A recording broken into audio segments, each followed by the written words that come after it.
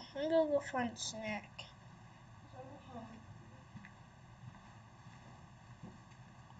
Do me a favor. Walk up there and let me see something.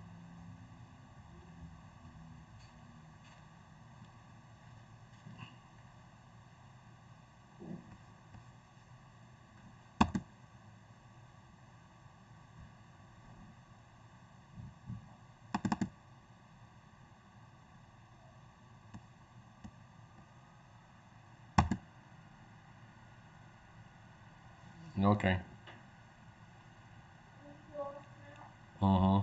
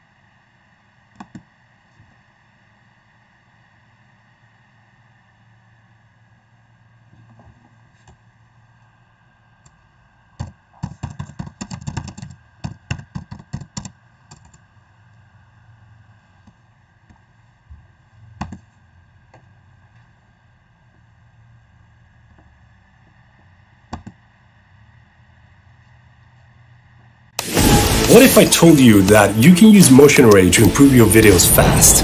For example, you can create a professional... A common problem is your live stream audio going out of sync. Let's find out how to solve that. It's really easy to solve audio-video sync issues if you're using Streamlabs OBS or OBS itself. If you're interested in Streamlabs OBS, it's available at mrc.fm/slobs. I'm also teaching a live stream audio course, Sound Your Best on your live stream. Head over to mrc.fm/learn to learn more about that. So, audio out of sync with what you're saying. So your mouth is moving, but it's not syncing up with the actual words you're speaking. Easy way to solve this in the mixer view of either Streamlabs or just the original OBS is click this cog icon over here, open the advanced audio settings, and you have sync offset in milliseconds for all of the audio devices you have connected to your version of OBS. So you can say, well, my microphone is out a little bit. You can change the delay on that to be maybe 100 milliseconds, maybe 1,000 milliseconds would be 1 whole second of delay. That would be a lot of delay. Usually it's around 100 milliseconds. That's what I found in my experience when using webcams such as the Logitech C920. If you really want to discover if you're out of sync, a good way to do this is clapping at the camera like that, and then just playing it back in a video editor that you have, maybe Final Cut Pro, Adobe Premiere Pro, anything that will edit videos, and just look for the spike in the audio and then compare it to where your hand is actually going together. If you notice your hands are like this, but the spike is already there, you're definitely out of sync. You can just measure the amount of time in milliseconds you're out of sync. Inside my online course, I describe in detail how to discover the exact minute milliseconds that you're out of sync using an audio video sync test card that I provided as a download for my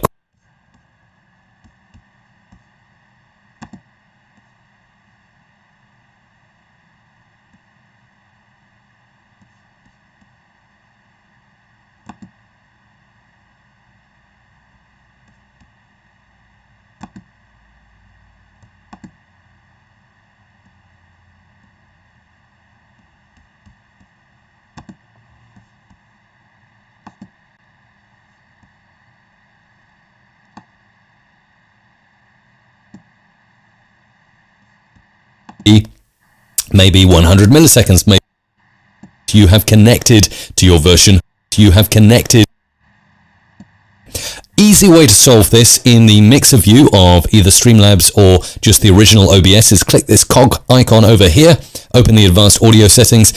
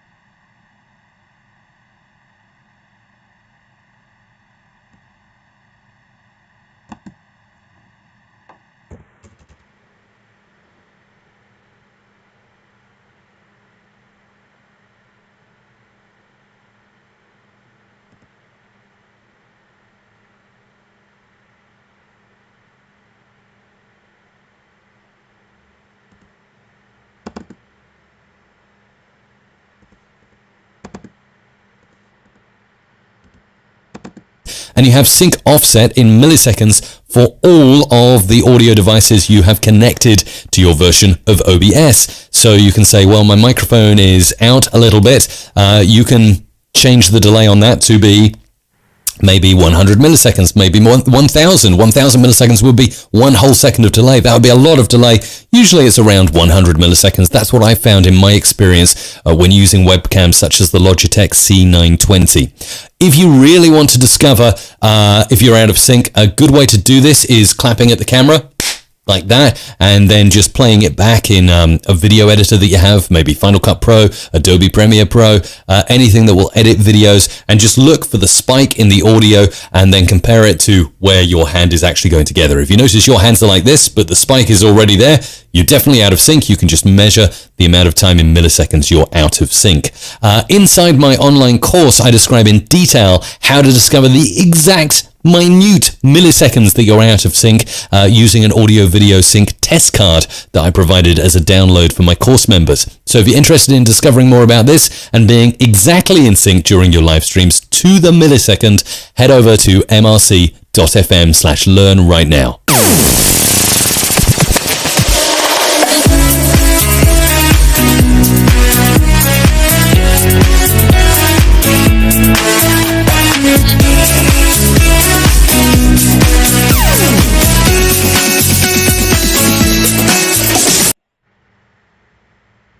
When we were kids, Superman was our hero.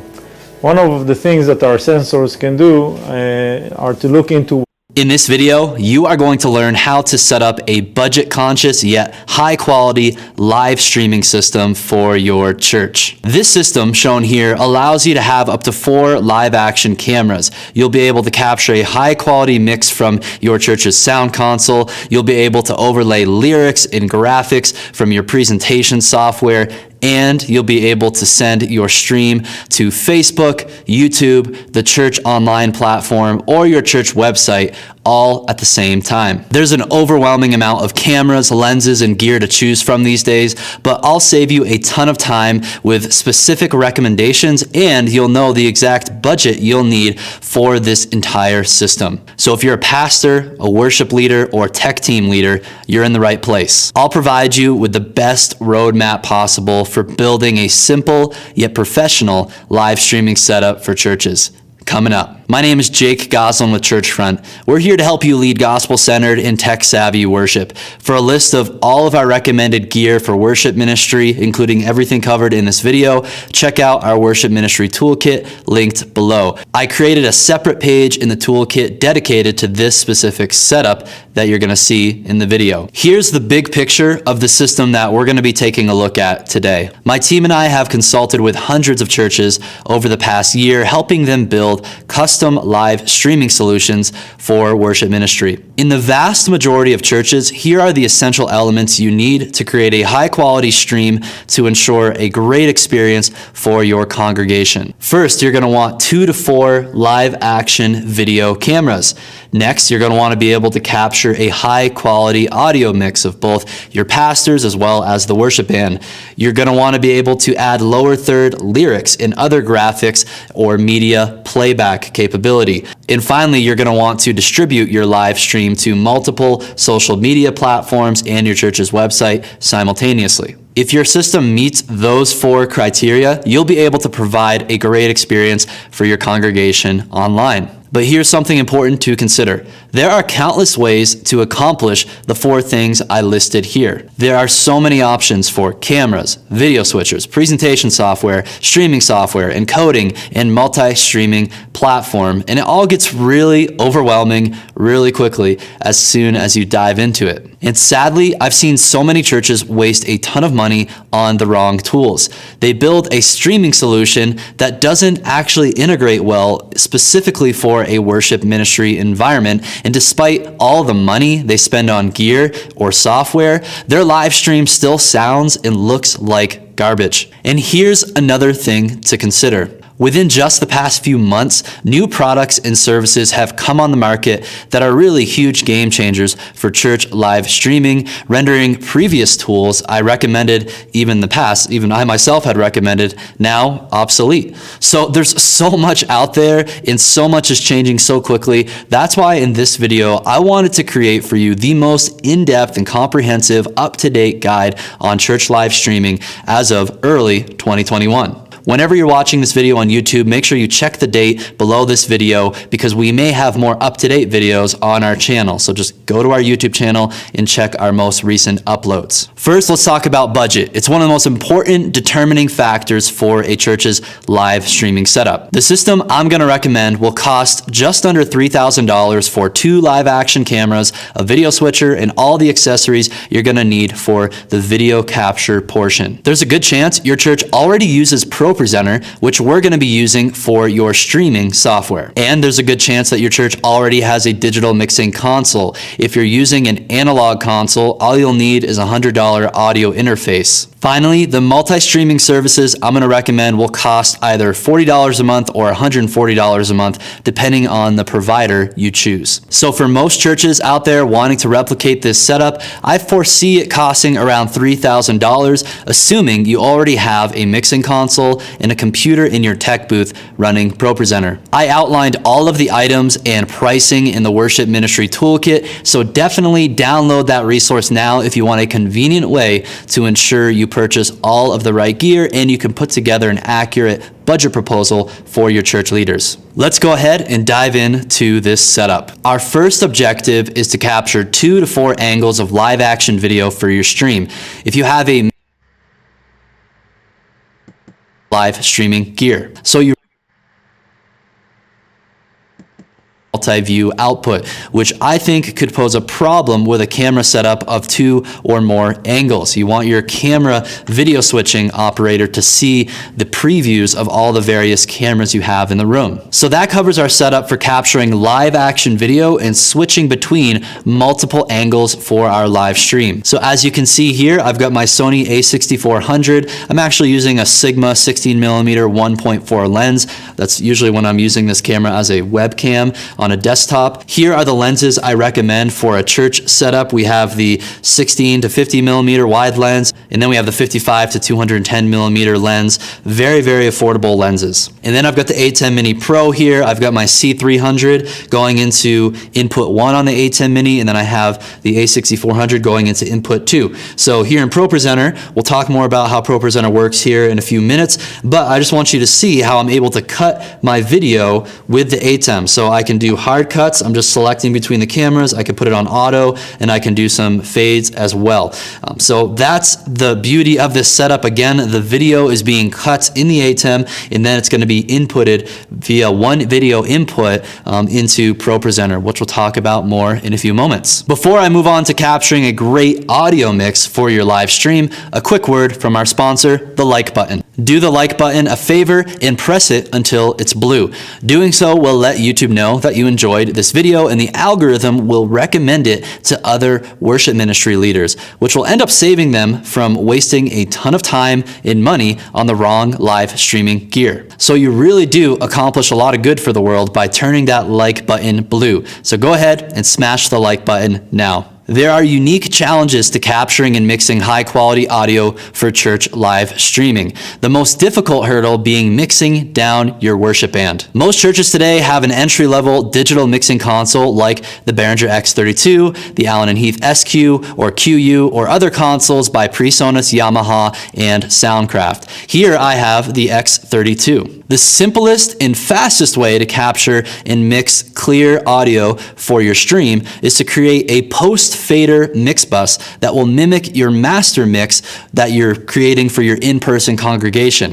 If a channel is muted in the house mix, it'll be muted in the live stream. If a fader is adjusted for your house mix, it's going to be adjusted for your live stream. If your mixer is in the same tech booth as your live streaming computer, you simply plug your mixer into the computer via a USB cable and it becomes an audio device for your computer. You'll then route your live stream mix bus to the desired USB output channel, and then you'll be able to capture that audio in your live streaming software. If you have an analog console, you can pull an auxiliary stereo audio feed out of the back of the console and then plug the 1/4-inch or XLR cables into a 2-channel audio interface, which then plugs into your streaming computer via USB. So the thing to understand here is if you have a mixing console like the X32, it will be functioning as your large audio interface. But if you don't have a digital console, if you have an analog console, you need to get an audio interface to convert the analog sound to digital for your live streaming software. But here's my biggest piece of advice for those of you still running an analog sound console: just upgrade to digital as soon as possible. That should be the top priority for any tech upgrades you make. It's going to be the best bang for your buck for both your in-person and online audio. So now let's take a look at the setup I have here for some tips for making sure that your mix is going to be clear, it's going to be loud enough for your live stream. The first step is that you must have a solid in-person mix built on proper gain staging and channel processing. 99% of the issues that we hear on live streams can usually be solved with proper sound reinforcement and getting a good source tone. One of the great things about the X32 or similar consoles is that even though I'm using a post-fader mix on the console, I can boost or cut the levels of individual channels in the live stream independent of what's being sent to the house PA.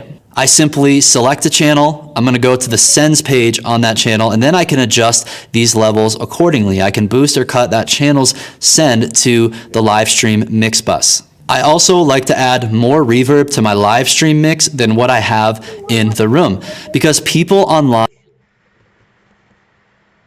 will need to hear that additional sense of space, since they're not hearing the natural reverb of your sanctuary or your worship center. So it's going to sound really dry and almost dead to them when they hear those vocals or any of the instruments and no sense of space along with them. Next, I like applying a compressor to the live stream mix bus that functions like a limiter with a 0-second attack time and a few decibels of makeup gain to help the stream sound loud and consistent. And then for an added bonus, I also apply the stereo enhancer effect, which is built into the X32 effects rack. I'm also a big advocate for mixing in a box, which means you send multi-track audio from your digital mixer into a digital audio workstation, or DAW, like Ableton Live, Pro Tools, or Logic Pro, and then from there, you can apply unlimited plugins and mastering tools to help your mix sound radio ready. This is the same method used by churches like Bethel and Life Church,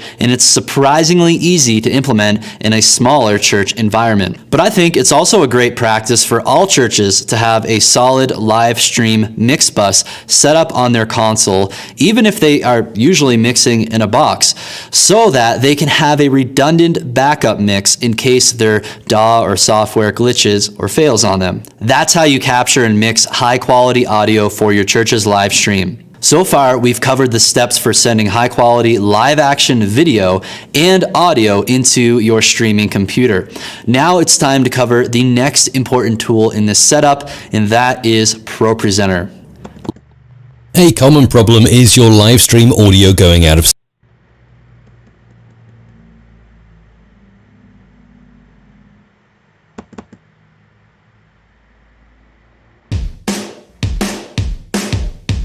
With AutoDirector, you'll be switching cameras and live stream. Hello my YouTube friends! Today I want to talk to you about audio sync issues you might run into on your live streams and how you can fix them. So let's get to it! My analytics say that 80% of the folks watching my content are not subscribed. Am I doing something wrong? Well, if so, let me know in the comments. But if you are looking for tools, tips, and tricks that can help make you a better YouTuber or live streamer, subscribe to the channel and click that bell so you don't miss any new content. It's totally free. A few things can cause out of sync audio issues. First, we need to see if your equipment power is causing the issue. Let me show you how we can check that out. The first thing we're going to do here is we're going to go up into the top left and we're going to click on View. Then we're going to add a dock and we're going to select Stats. And this puts the stats dock in here. Now you can see I'm already live down here, got the green bar. And if I flip over into YouTube, you can see we are live. But YouTube does not give us any actual stats as to how our stream is doing. It says excellent condition. We don't really know anything other than it's live and it says excellent condition. The audio could be horrible, we don't really know. So back over here in OBS, this stats dock is going to tell us how it is. Now I can move this stats dock anywhere. When you open it up, it might appear right here and then you have to drag it over to the edge and drop it in. You'll notice I also have my scenes docked over here. These work just the same way. You can move them around, dock them anywhere you want. I have a lot of scenes, so I put it right there. So over here in the stats window, you can see that it tells us whether it's dropping any frames from lag or from rendering. You can also get down to the bottom and see whether it's actually buffering. If we're not dropping any frames down there, that means your machine is not buffering. But we're mostly concerned with what we're getting up here in the stats. Are we dropping any frames due to render lag or encoding lag? And if the answer to that is no, then it's a safe bet that you are not having a hardware problem. Your sync issues are software. But you definitely want to go and switch through each scene to make sure that you're not dropping. But we're mostly concerned with what we're getting up here in the stats. Are we dropping any frames due to render lag or encoding lag? And if the answer to that is no, then it's a safe bet that you are not having a hardware problem. Your sync issues are software. But you definitely want to go and switch through each scene to make sure that you're not dropping any frames or getting any render lag. You want to make sure that your transitions happen and all that kind of stuff, just to be sure that you are actually not having any machine problem, that's not the cause of your problem. So if it is your machine's power causing the problem, there are a couple of things that we can do. So we know we have a hardware problem because we're lagging and dropping frames. So if we take a look at this chart, we can see now if we're trying to live stream at 1080 by 30 frames per second, well, our bits per second or kilobits per second can be anywhere between 3,000 and 6,000. So depending upon where you have that set, we actually have some room to adjust that. Likewise, if you're at 1080 streaming at 60 frames per second, it's between 4,500 and 9,000. So we have some room to adjust that. So we can just adjust our kilobits per second down a little bit. And yes, this will slightly lower the video quality of our stream. But if we're not taxing our machine and dropping frames and lagging, then our audio will probably be more in sync or have an easier time syncing up, because that's really what's causing our problem. So let's jump over into OBS and we're going to click on settings and we're going to go to output, and right here is our kilobits per second, and we're going to use our little chart here and we're going to adjust this down to the lower end of where we're at. So now that we've adjusted our bit rate lower, what else can we do? And the first thing that controls your laggy stream is the encoder. So you want to drop this down and make sure that if you have a specialized encoder on a graphics card or something like an NVIDIA card, that you have that selected. That is actually a completely separate chip that's just designed to encode live streams and things like that. So if you have one, you definitely want to select it. If you don't have one, X264 is perfectly fine. Let's walk through X264 because I think generally speaking, people who are going to run into lag are folks that don't have graphics cards. So let me walk you through how encoding works once you set this up. Now right down here you have your CPU usage, and higher equals less CPU. So if I have this set to ultra fast, I am using much less computer power and it's just producing it as fast as it possibly can. So if you're running into lag issues, start with the lowest setting and go ahead and try it, test it and see if it works. And if it does work, then you can step up to a little faster setting to see if that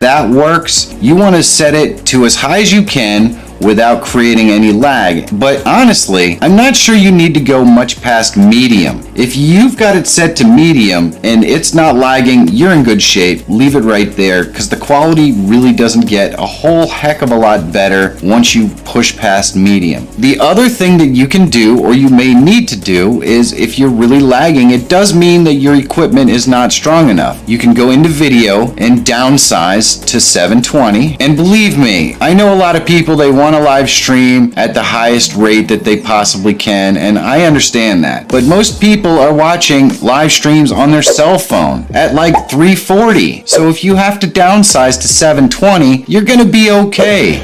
I'm serious, you're gonna be fine. If you downsize here, make sure you downsize both, because encoding 2 streams or encoding it in one way and then resizing it is more work. And then you can go back into your output and adjust your bit rate to that new encoding setting based on the chart, and then go ahead and adjust your CPU preset here as well, and just test. Now, I will recommend when you go and you switch the outside canvas resolution of your stream, what you're going to see happen is you're going to go into your scenes. So instead of it being like this, it's obviously, since this is 1080, it's going to be huge. It's going to, you're going to have it look like this. So what you're going to want to do, I know that this isn't a lot of fun, but what you're going to absolutely need to do is you're going to need to put these video assets and all of your assets into some form of editing software and scale them down to 720. Because if you're using 1080 assets in a 720 window with a 720 stream, then it's still re-encoding those. You're trying to take all